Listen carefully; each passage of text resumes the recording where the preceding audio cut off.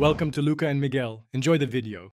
You start by locking down where and how big Disneyland Paris will be, because scale dictates every build decision. First, claim a 200 times 900 block plot and lay a visible grid. This keeps proportions accurate across the park. Next, gather an initial stockpile: stone, terracotta, stained glass, wood, and accents, around 30 to 50% of each.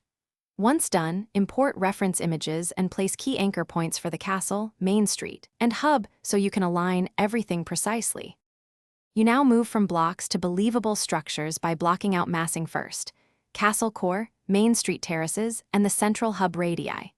Once those silhouettes are right, work outward in layers. Create facades, roofs, windows, and three-dimensional trim so you can refine shapes without repainting everything. Make color palette choices early and repeat them for cohesion. Also, use scaffolding or copy tools to maintain symmetry. Test sightlines from the hub and parade routes to ensure focal points draw the eye. You wrap up by adding polish. Lighting schemes, signage, landscaping, and NPC placement using villagers or command blocks so the park feels alive.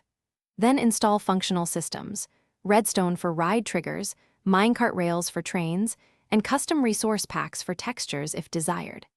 Make sure to optimize for performance by limiting entities and pre-generating chunks.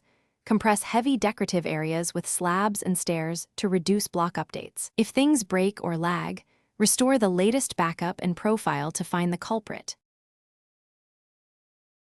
Thanks for watching and please subscribe. It's the best investment you'll ever make.